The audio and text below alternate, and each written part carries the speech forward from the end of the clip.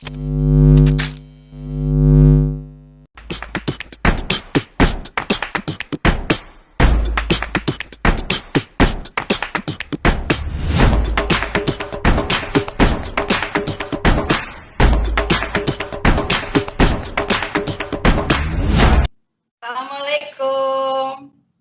Waalaikumsalam. Halo teman-teman, kenalin dulu saya Vivit Kasih. Dan saya Vena Anissa, kami dari V&V Communications.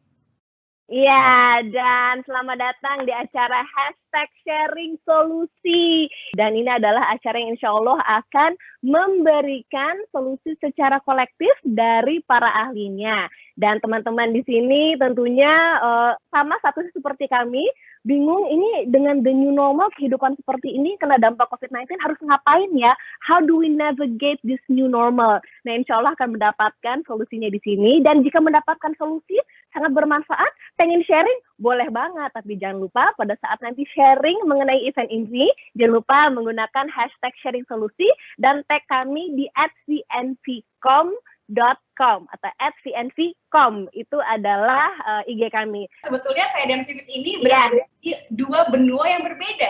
Saya di Indonesia. Benar sekali. Saya sekarang sedang berada di Washington DC, tapi kita samanya adalah kita sama-sama di rumah aja. Kita mengikuti guidelines dari pemerintah tentunya, dan sekarang ini kalau ditanya apakah ketat, yes, sekarang bisa disebut sebagai pivotal week atau minggu-minggu krusial di mana kita harus extra careful untuk even keluar untuk to do some grocery shopping gitu. Kalau gitu kita karena sudah ada Bang Handri di sini, kita langsung mulai aja ya, Fen. Gimana, Fen? Ya, kita perkenalkan dulu nih. Sebetulnya sudah tidak perlu diperkenalkan karena Bang Handri ini sering sekali memberikan kuliah tentang kepemimpinan ke seluruh Indonesia. Sehari-harinya beliau ini adalah CEO dari GE Indonesia, General Electric Indonesia, tapi juga lebih dikenal sebagai the Indonesian Leadership Guru. Karena jadi guru leadershipnya Indonesia, karena semuanya dibagikan nih, semua ilmu mengenai kepemimpinan. Beliau juga mempunyai podcast namanya Sharing Handri, juga penulis buku yang bernama Sharing ada sharing 1, sharing 2. Bahkan kalau boleh jujur, memang acara ini juga terlaksana berkat inspirasi dari beliau, makanya namanya adalah Sharing Solusi. Karena dengan sharing, dengan membagikan pengetahuan, kita belajar bersama, dari belajar kita menjadi berdaya bersama. Baiklah, kalau gitu kita langsung aja. Bang Handri, terima kasih pada malam hari ini sudah mau berbagi solusi praktis, berbagi apapun juga yang berhubungan dengan, tadi judulnya apa, Fit, malam hari ini, Fit? Malam hari ini topik yang pertama, perdana untuk kick off 3 hari #sharing solusi adalah berjuang dan memimpin di masa krisis. Ladies and gentlemen, silakan, ini dia Handri Satriago. Thank you, Vena, thank you, Vivit. Sebenarnya it's always selalu merupakan sebuah tantangan ketika saya diminta untuk bicara mengenai solusi, karena dalam manajemen and life journey, there is no specific recipe, right? Kita nggak punya resep spesial hidup bahagia gitu, atau resep spesial keluar dari krisis ataupun sebagainya. Kalau menurutku ya, what we can do adalah we learn from people experience. Makanya saya selalu semuanya pakai sharing. Selain saya nggak terlalu kreatif dalam judul barangkali, saya konteksnya adalah berbagi pengalaman yang saya punya, pengalaman yang saya lalui, pengalaman yang dari orang lain saya pelajari, dan kemudian dari situ saya suka sekali kalau misalnya dari interaksi, sehingga saya juga sekaligus langsung belajar. So first of all, it is very human, sangat manusiawi sekali ketika kita merasa bahwa kita khawatir, kita nggak jelas, kita sometimes demotivated, frustrated dengan setiap kondisi krisis yang ada. Itu sangat human. Yang membedakan adalah seberapa cepat orang kemudian bisa accept dan bouncing back, memantul kembali ketika krisis selesai ataupun ketika krisis belum selesai. Duh ini kenapa ya, ini kok gue begini ya, ini kok begini ya, kok saya stres ya, dan sebagainya. It's very human. You don't need to become a Superman juga gitu untuk konteks sehingga bisa keluar dari krisis ataupun menjalani kehidupan dengan krisis yang tetap ada ini. Yang jadi masalah kan adalah hope, harapan. Ya, harapan ini yang menjadi masalah kalau menurut saya. Kenapa jadi masalah? Karena kalau harapannya tidak ketemu dengan apa yang diharapkan, dan kita tidak memiliki basis ataupun pengertian mengenai apa yang kita harapkan atau apa yang sedang kita hadapi ini, maka setiap kali harapannya berbenturan dengan kenyataan yang tidak kita inginkan, kita jadi makin kecewa. Saya ingat betul ketika saya pertama kali harus duduk di kursi roda. Nah ini tahun 1987. Itu yang bisa dilakukan ketika Anda kemudian tiba-tiba harus sakit adalah Anda ingin cepat sembuh. Dan Anda akan lakukan segala hal untuk itu. Dan itu juga yang saya lakukan. Itu juga yang orang tua saya lakukan. Jadi setiap kali ada bilang, oh ada tukang obat nih di sana nih gitu. Oke, kita jalan ke sana. Terus ketika kita melihat bahwa banyak orang yang sembuh, maybe we will become one of the person yang bakalan sembuh. Terus enggak. Terus ada yang bilang, wah tenang deh, saya pernah ngikutin beberapa kali orang yang model kayak kamu. Ini 6 bulan selesai nih. 6 bulan kamu akan sehat. Seperti juga krisis yang sekarang. Wah bulan April selesai. Nanti kalau bulan udah panas beres. Kalau ini, it's always a hope yang unfortunately seringkali tidak dibarengi dengan pengetahuan kita terhadap apa yang kita alami. Dan itu membuat kita jadi denial. Dan itu membuat kita jadi blaming, nyalain. Blaming will make you weak. Oleh karena itu saya selalu menyatakan bahwa let's start with apa yang kita hadapi secara realistis. Saya melewati pengalaman yang unik untuk mulai bisa menerima masalah ini. Jadi dulu saya udah kuliah di Bogor, berarti udah sekitar 2-3 tahun jalan. Saya duduk di kursi roda. Pada satu hari tetangga saya mengatakan ada seorang dokter di Cisarua, orang bule, orang Belanda. Dan pergilah ke sana. Mungkin dia punya cerita dari negeri Belanda atau teknologi baru yang mungkin bisa membantu. Saya pun pergi ke sana. Diperkenalkan, ngobrol, lalu saya bawa semua hasil yang saya punya gitu. Orang ini namanya Dr. Mulder, sudah almarhum.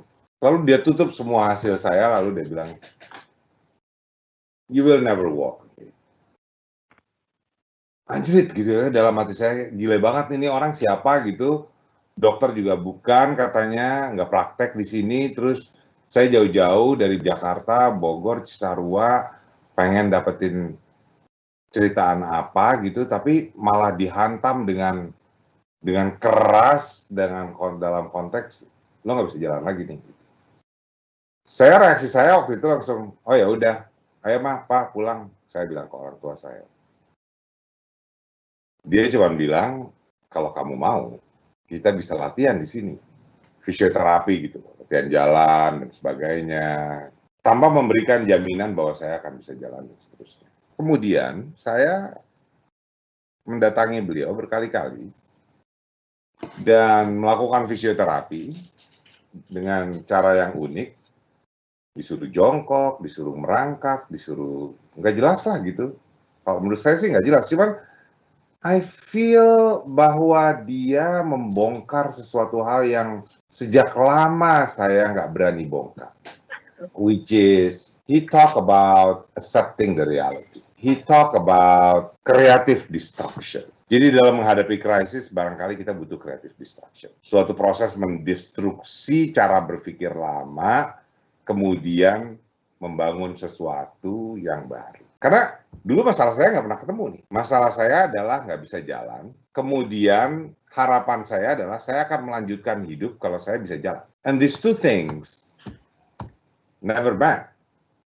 Yang ada adalah ketika muncul sebuah harapan, berbunga-bunga, ternyata harapan tidak sesuai, runtuh lagi, muncul lagi, berbunga-bunga lagi, ketemu realitas lagi, runtuh lagi, saya tidak moving on, dan saya tidak mencoba berpikir mencari sesuatu yang baru dan berpikir melanjutkan hidup dengan cara yang baru. Begitu juga dengan krisis. Kita nggak akan pernah selesai kalau misalnya cara berpikir kita masih berharap bahwa kita baru akan bisa melakukan sesuatu ketika krisisnya selesai. Krisisnya akan selesai dalam 2 bulan lagi. Kalau enggak, gimana? Krisisnya akan selesai kalau musim panas datang. Kalau enggak, gimana? You know, if we are not preparing ourselves to accept what is the reality, maka kita akan mengalami kesusahan untuk bisa menghadapi krisis yang ada. Sangat perlu teman-teman untuk memulai proses accept the reality dan creative distraction ini. Then what? After you are distracted, right? Sesudah terjadi creative distraction, terus ngapain? Apa yang harus dilakukan? Saya bikin planning. Planning yang dilandasi dengan kesadaran penuh bahwa, hidup mungkin nggak akan segampang yang saya pikirkan. Bahwa hidup saya yang dulu masih bisa jalan, itu tidak akan sama. Bahwa kondisi yang kita hadapi sekarang adalah baru. Tadi Vivit ngomongnya the new normal, which is true. This is the new normal. And we never know when it will be finished. Manage your expectation untuk itu. Make a plan with the creative thinking. Because krisis itu selalu memberikan kesempatan yang menarik. Yang pertama adalah krisis itu biasanya memberikan kemampuan kita untuk think of the unthinkable. Hampir semua penemuan besar yang ada di dunia saat ini lahir ketika krisis and they think of the unthinkable. Gimana kalau begini? Dan pertanyaan-pertanyaan tersebut biasanya nggak akan lahir ketika kita masih bertempur dengan harapan dan kegagalan, harapan dan kegagalan, harapan dan kegagalan. Yang kedua adalah orang-orang yang ternyata keluar dari krisis dengan baik, ternyata mereka mampu berjalan menelusuri pinggiran krisis, the edge of crisis. Artinya orang-orang yang alert terhadap masalah, orang-orang yang punya knowledge terhadap apa yang dihadapi, tapi juga tidak lari ke zona aman jauh-jauh banget. Dan juga nggak kecemplung pastinya ke krisisnya. Nah, yang menarik di sini adalah dua kemampuan ini diberikan kepada manusia. Problemnya kita mau lakukan apa enggak? Jadi, gunakan kemampuan think of the unthinkable. Sekarang udah mulai banyak loh kalau saya lihat online itu macam-macam produk yang ada di online. Gitu. Macam-macam cerita yang ada di online. Macam-macam yang bisa ditawarkan. Of course yang paling gampang adalah munculnya masker. Tapi banyak hal yang masih bisa dilakukan. Poinnya adalah mau menggali atau tidak. Kita punya start yang sama nih semua orang. Terlepas dari apapun posisi dan apapun situasi Anda, start untuk melawan krisis itu sama. Bedanya adalah ada yang mau melakukan dan ada yang enggak. So, think of the unthinkable, be alert, knowledgeable, tapi risk mitigated. Dan itu bisa didapatkan ketika Anda be at the age of chaos. Kemudian have a plan B. Selalu berpikir mengenai plan B. Dengan segala hormat pada banyak pemerintahan di seluruh dunia saat ini ketika mereka menghadapi krisis ini yang saya nggak lihat. Padahal, when you are facing the crisis, always have the assumption that condition can be worse than what is expected. Sehingga ada plan B-nya. Jadi nggak kaget-kaget gitu. Tiba-tiba begini, gini lagi. Gini, nyari lagi. Ini nyari lagi. Kami bersama teman-teman di GI, kita punya plan A, B, C. Yang skenario-nya bisa terjadi macam-macam. Dan ini yang saya harapkan juga dilakukan oleh teman-teman yang ingin mencoba keluar dari krisis saat ini. Transparent with the current situation, dan itu akan membantu Anda. And stop blaming. I mean, blaming is terrible, teman-teman. Saya bisa bilang gitu karena saya udah lakukan. Blaming aja nih. Salahnya si ini salahnya ini nih, pemerintah ini segala macam. Then what you got? You got nothing, right? Kita nggak dapetin apa-apa juga. Yang ada malah masalah kita jadi nambah. Dan terakhir, dua hal yang selalu saya tekankan dalam melakukan perjuangan apapun. Punyalah resiliensi, punyalah daya tahan. Bahwa Roma tidak dibangun dalam satu malam itu betul. Ada orang yang punya daya tahan untuk membangunnya.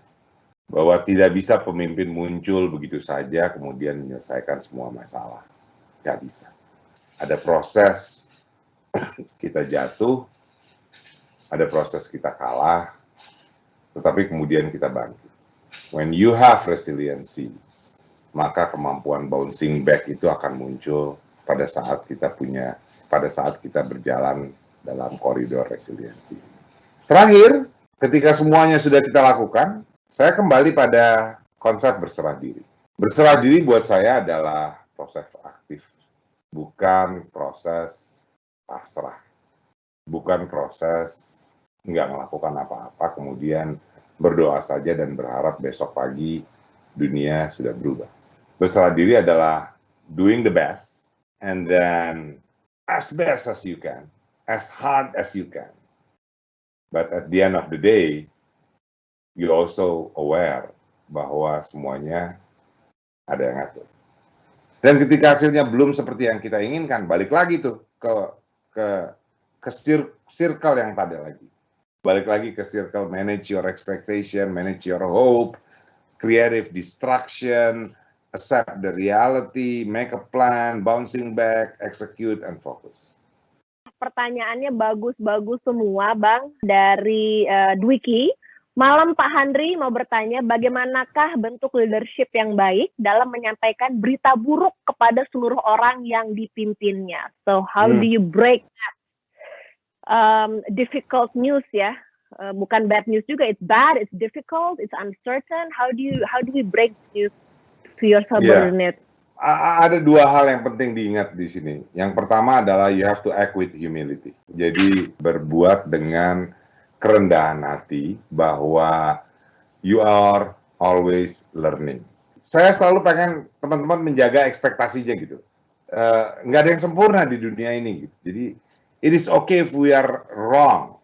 Be transparent, be candid. Nggak usah ditambah-tambahin dengan analisis dulu gitu maksud saya. Tetapi data kan bisa dikasih tahu. Saya lebih suka itu.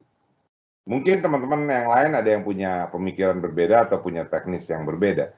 Tapi saya lebih suka untuk secara candid, secara apa adanya, taruh di atas meja. Gini loh, guys, kita punya problem ini nih. Udah ya, sakit ya dengerinnya ya. Terus kita ngapain?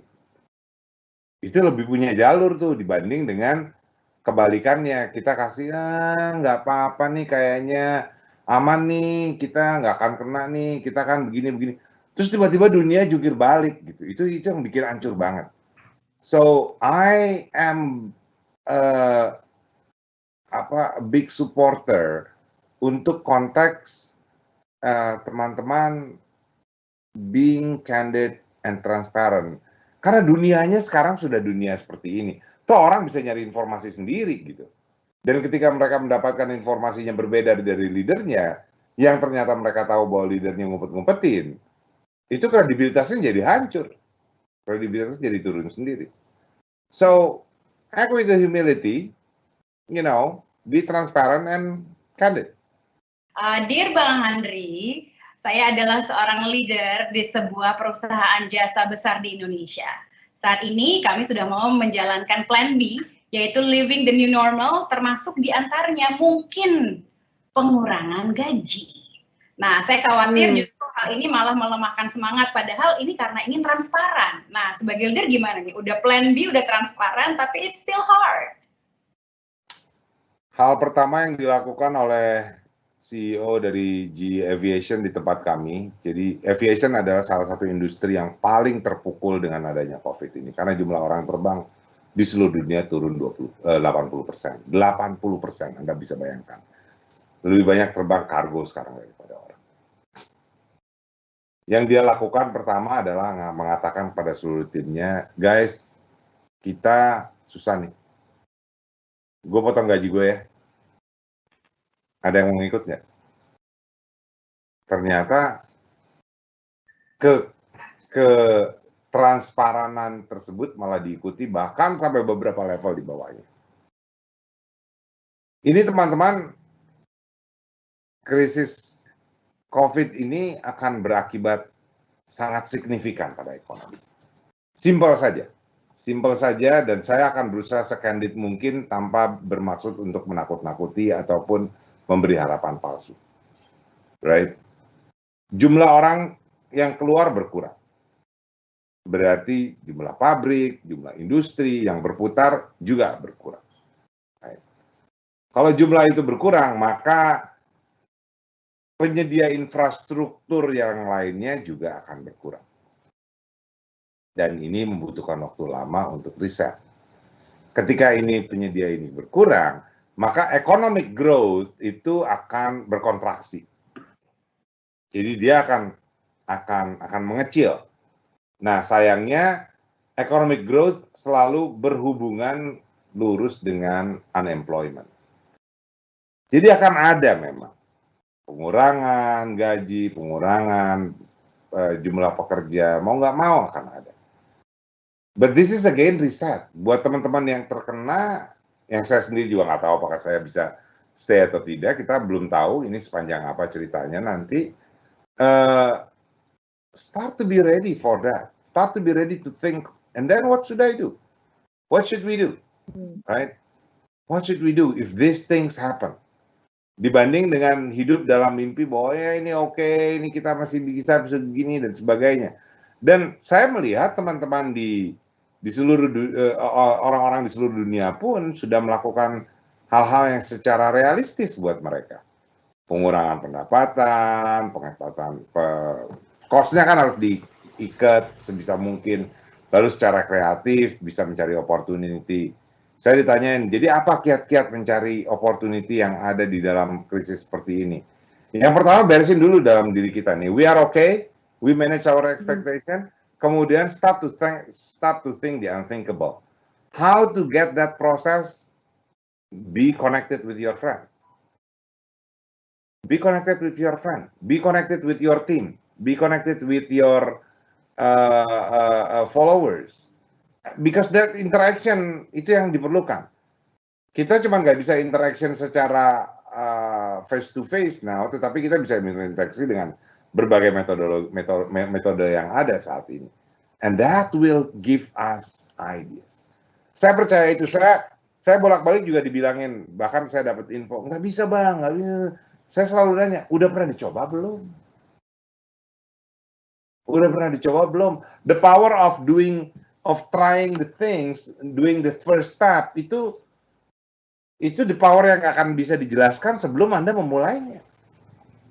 Oke, nyambungnya adalah nih langsung this goes with the fact of facing reality ya Bang ya. Ada Dito bertanya, berapa lama waktu yang dibutuhkan Bang Handri sampai pada satu pemikiran untuk facing the reality, dan seberapa besar triggernya Bang yang dibutuhkan untuk bisa berpikiran realistis?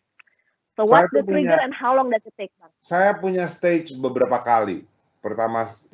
Stage pertama keluar dari kamar, right? Berani keluar dari kamar untuk kembali ke sekolah. Stage kedua berani kuliah. Stage ketiga berani untuk mikir kalau nggak bisa jalan lagi harus gimana. Stage keempat, kelima, keenam, dan seterusnya. Ternyata this is a continuous process. Stop carrying it, bilang bahwa oke, gue udah selesai and then I'm a new guy, I'm a Superman, I can handle everything. No, I think it is not. Because sudah disuratkan oleh Yang Maha Kuasa bahwa manusia akan diciptakan dengan khauf, dengan kekhawatiran. Dia begitu disentuh kesusahan dikit aja, dia akan merasa khawatir, susah, sedih, dan seterusnya. Begitu disentuh kesenangan dikit aja, dia udah lupa lagi. Sudah dibikin untuk sebagai itu. Jadi kita harus punya proses itu. Milestone boleh. Tetapi proses untuk facing the reality itu bukan proses yang bisa semalam kemudian udah gitu. Nanti akan datang lagi sebuah krisis baru. Akan datang lagi sebuah situasi yang berat baru. Akan datang lagi hal yang mau nggak mau kita akan balik lagi untuk bertanya, I have to do a creative destruction. Ya. Creative destruction yang saya ceritain tadi. Kayak itu tadi, saya pengennya, saya ini nggak bisa jalan. Itu problemnya. Pengen saya bisa jalan. Baru saya bisa ngelanjutin hidup. Baru saya bisa bikin planning. Nah, itu nggak ketemu. Bertahun-tahun tuh saya ngelakukan. Sampai ketemu Dr. Mulder almarhum itu. Karena setiap kali saya berproses, proses itu pembicaraan saya dengan Dr. Mulder. Saya ingat lagi gimana merangkak, saya ingat lagi gimana megang pohon, saya ingat lagi gimana that's helping me to face the new reality, to do the creative destruction, untuk kemudian bouncing back. Apa yang akan Bang Handri lakukan saat momentum untuk bounce back itu datang? Maybe that momentum that you just mentioned, getting up from falling down, dari jurang langsung kita ngerangkak bisa berdiri lagi. Nah, terkhusus bagaimana pandangan Bang Handri tentang kondisi perekonomian Indonesia saat momentum itu datang? Gimana tuh, Bang? Nah, ini yang selalu aku bilangin kepada tim saya di kantor. Yes, kita susah nih sekarang. Yes, kita tahu proyeksinya seperti ini. Yes, Menteri Keuangan udah memberikan 3 skenario. Ya, yang terbaik, yang moderate, pertumbuhan ekonomi cuma 2,4%. Yang terburuk, minus 0,4%. Oke, kita punya uncertainty yang tinggi. Belum tentu kita akan terus punya kerjaan juga. Belum tentu kita terus mendapatkan gaji seperti yang kita harapkan. But then when everything selesai nanti, yang menang itu adalah yang punya preparation duluan. Jadi keep that in mind bahwa opportunity itu harus dipikirin dari sekarang. Jangan di ujungnya sana nanti baru mikirin opportunity. Terus kita mau ngapain ya? Telat banget. We have to start thinking it from now. Bahwa this is what we're gonna do. This is what are the options yang ada. Options yang bisa dikerjakan untuk industri airline sekarang apa? Option yang bisa dikerjakan untuk industri pembangkit listrik sekarang apa? Yang kebetulan berhubungan dengan saya. Gitu. Nah, dengan adanya options dan cara kita melihat opportunity tersebut, maka you can have bouncing back yang tinggi gitu. Nah, bagaimana cara mengatasinya apabila leader yang ada dalam sebuah organisasi justru melakukan hal yang sebaliknya yang dilakukan? Blaming, expectation, dan reality tidak bisa bertemu, apalagi ditambah dalam kondisi krisis. So, bagaimana untuk menjadi follower dalam menyikapi hal tersebut? Gini, semua orang itu selalu jadi follower dan leader at the same time. Seberapa tinggi pun, seberapa rendah pun jabatan Anda. Right? Yang bedain kan cuma jabatan, tingkat jabatan, dan itu bukan mengukur untuk Anda itu followers atau leaders. Tetapi itu jabatan strata Anda dalam sebuah pekerjaan. Belum tentu juga Anda. Dulu saya mikirnya gitu soalnya. Saya tarik sedikit. Dulu saya mikir leadership itu adalah kartu nama. Right? Kalau belum punya kartu nama yang manager, general manager, VP, SVP, direktur, CEO, kayak kita belum leaders. Terus struktur posisi kita dalam sebuah struktur organisasi. We will think bahwa kita jadi leader kalau struktur organisasinya adalah kalau posisi kita masih cungpret gitu, cekacung-cungpret di bawah, di atas sini. Nah, yang perlu diketahui adalah we always become a leader and we become followers. At least we become a leader for ourselves. Leadership sendiri pada dasarnya adalah influencing. At the end of the day, how do you influence people? Whether you are here di bawah nih, atau here di tengah, atau here banget di atas, it's about influencing people. When you influence people, and then you moving up tuh, leveling yang tadi, yang ada di dalam struktur perusahaan tadi, jabatan atau kartu nama Anda tadi, itu akan ngikutin. Tergantung dari seberapa besar kita mampu melakukan influence. Nah, balik ke pertanyaannya adalah, lalu gimana kalau misalnya kita punya leader ternyata tidak merupakan leader yang kita inginkan? Well, first, kalau buat saya, adalah do the reflection. Is he atau she really like that? Or kita yang ketutupan? Saya nggak tahu. Saya juga punya beberapa kali punya pengalaman bad boss, having a bad boss. Rumusan saya selalu adalah saya ketemuin, sebisa mungkin saya temuin. Saya nanya, gimana sih caranya gue bisa kerja untuk memberikan value yang benar-benar bagus buat lo? What is your expectation to do? How do you want me to do? Nah, if they don't give you the answer, or they are just a people who are evil, ya emang jahat aja gitu, nggak suka pengen punya followers yang baik, Because you will become a great leader if you become a great followers. And great followers mean orang yang nggak cuman siapa arahannya apa Pak, saya lakukan apa Pak, itu robot. We are human, we are not like that. We have to have an ideas. Diterima atau tidak diterima, itulah lagi ceritanya. We have to have a feedback. Diterima atau tidak terima, lain lagi ceritanya. Bagaimana menyampaikannya sedemikian rupa sehingga dianggap sopan, different story lagi. Itu bisa kita pelajarin tuh ceritanya. Tapi punya apa enggak di sini untuk sesuatu yang mau melakukan perbaikan? Nah, itu diferensiasi itu. Itu beda tuh ceritanya. Itu yang membedakan antara yang bakalan jadi good leaders nantinya atau tidak. Tapi bikin timeline juga, kalau saya sih selalu timeline saya hitungannya 2 tahun. If 2 years orangnya tetap itu-itu juga, Anda benar-benar nggak bisa berkembang, ya berarti you are working in the wrong place aja gitu. You should find a better place. But within that 2 years, make sure Anda tetap bersinar ya. Make sure you are still a diamond. Karena kalau Anda bersinar, orang lain akan tetap bisa ngelihat Anda. Walaupun bos Anda atau organisasi Anda nggak ngelihat Anda saat ini. Ini menarik sekali ya kita bicara mengenai soal kepemimpinan. Tadi Bang Handri juga, ini saya sedikit summary-kan sedikit bicara mengenai tadi karakteristik pemimpin itu, apalagi di zaman yang penuh ketidakpastian ini, pokoknya tadi ada 2 yang Bang Handri berikan, walaupun tadi banyak yang diberikan ya, bahwa kerendahan hati bahwa seorang pemimpin itu juga ternyata memang harus terus menyatakan bahwa kita sambil belajar bersama. Dan memang tidak ada kata menyerah, pantang menyerah, karena ini banyak yang sekali bertanya, ini sampai kapan sih Bang Handri krisis ini akan terjadi dan bagaimana caranya kita bisa menyemangati tim kita. Itu tadi kan berarti sambil belajar bersama, sambil pantang menyerah bersama sampai terus tadi tercipta yang namanya creative disruption tadi Bang ya. Disruption. Kemudian juga tadi kita bicara mengenai ada plan B, execute, fokus, transparan, stop blaming, kemudian berserah diri sambil juga kita berusaha untuk yang terbaik. Dan dari Fit, gimana Fit? Ada yang ingin disampaikan juga tadi dari pemaparannya Bang Handri?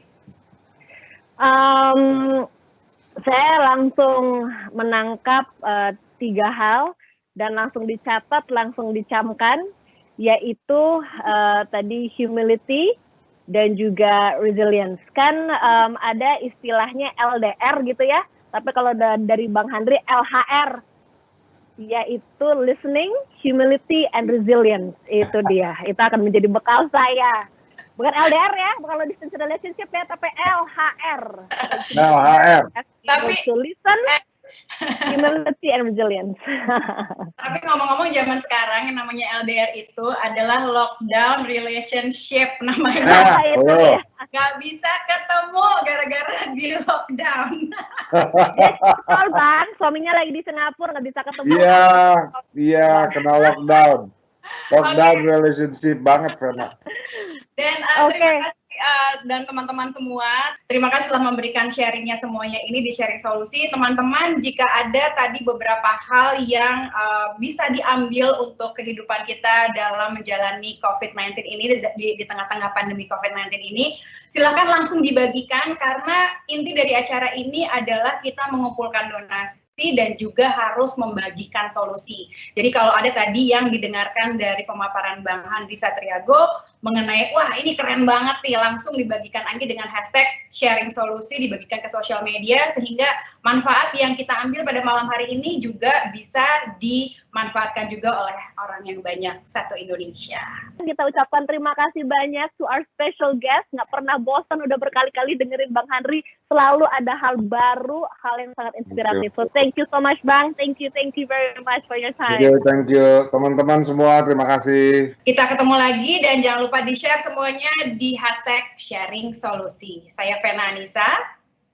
Dan saya Vivit Kasih, kami berdua dari VNC Communication. Stay safe and healthy everyone. Wassalamualaikum warahmatullahi wabarakatuh. Bye.